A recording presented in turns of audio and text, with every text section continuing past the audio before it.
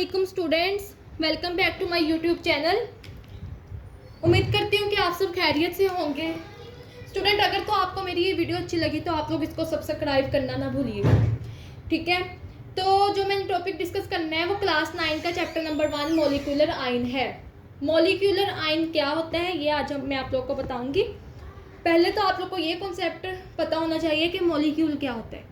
Molecule होता है combination of atoms is called molecule, कि जब काफ़ी सारे एटम आपस में मिलते हैं तो एक मॉलिक्यूल बनता है, ठीक है।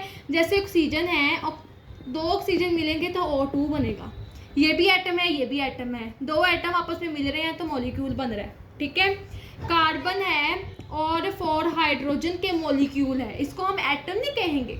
एटम तब कहते हैं जब अकेला हाइड्रोजन होता है इस फॉर्म में।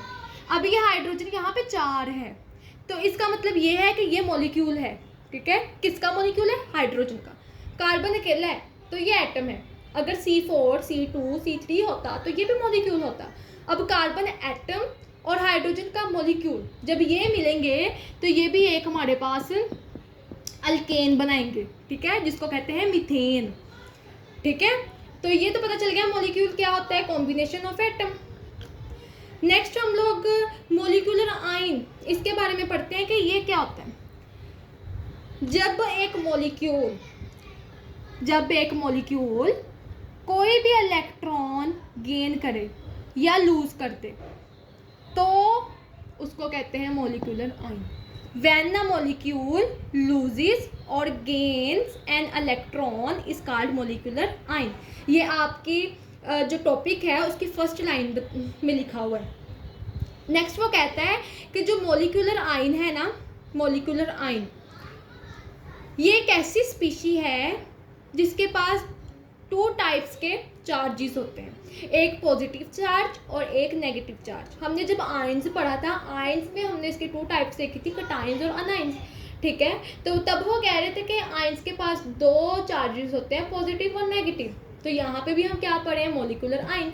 तो मॉलिक्यूलर आयन के पास भी 2 तरह के चार्जेस होते हैं, एक होता है पॉजिटिव, एक होता है नेगेटिव, ठीक है। तो ऐसा मॉलिक्यूलर आयन जिसके पास पॉजिटिव चार्ज होगा उसको हम कहेंगे कैटोनिक मॉलिक्यूलर आयन, ठीक है, cationic molecular ion.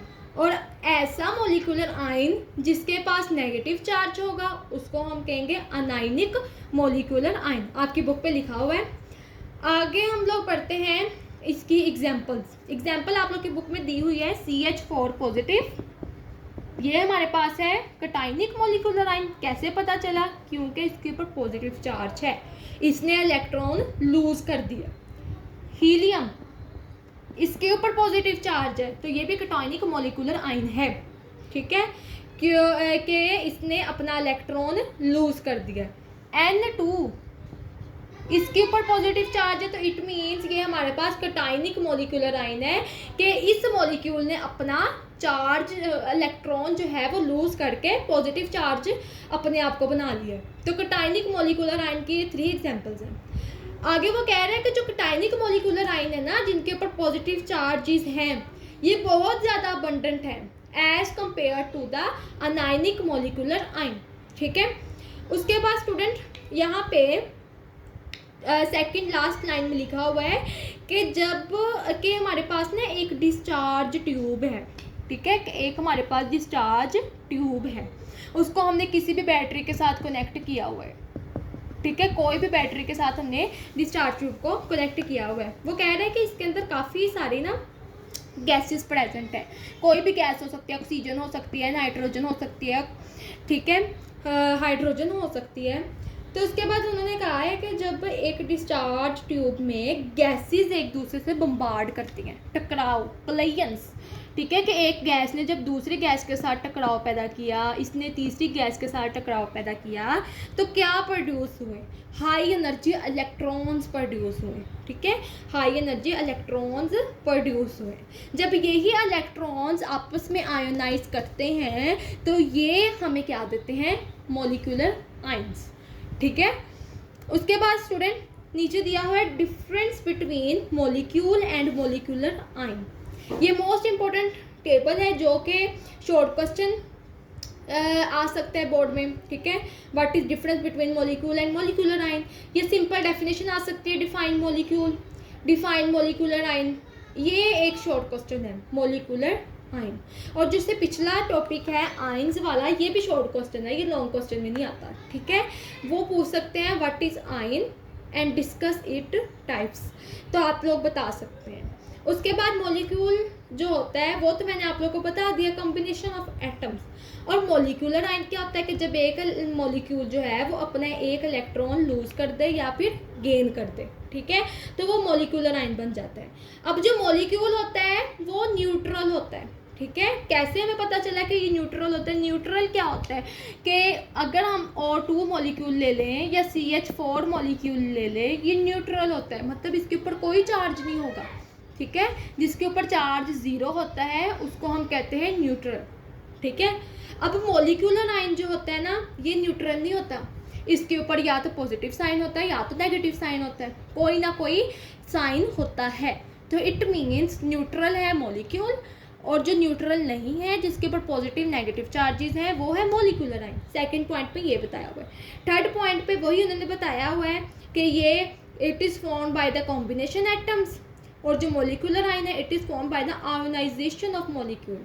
Ionisation of molecule मैंने आप लोग को पहले बता दिया कि एक ट्यूब लेनी है, उसके अंदर गैसेस को फिल करना है।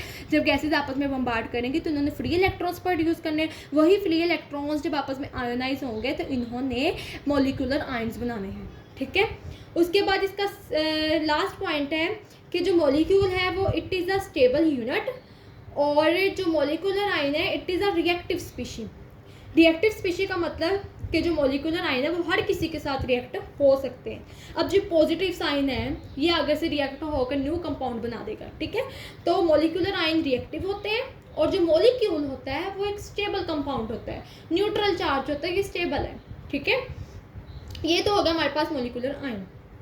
स्टूडेंट, आई होप कि आप लोग को मॉलिक्यूलर आयन की समझ आई होगी। अगर तो आप लोग को अच्छे तरीके से समझ आ गई है तो आप प्लीज़ मेरा चैनल सब्सक्राइब करना मत भूलिएगा, और इसको आगे से आगे शेयर करें और मेरी वीडियो को लाइक करें। और अगर आपको मेरा ये वीडियो अच्छी ना लगी हो, ठीक है, तो माजरत आप लोग मुझे कमेंट में बता सकते हैं, मैं आप लोग को और अच्छे तरीके से गाइड कर सकूं, ठीक है।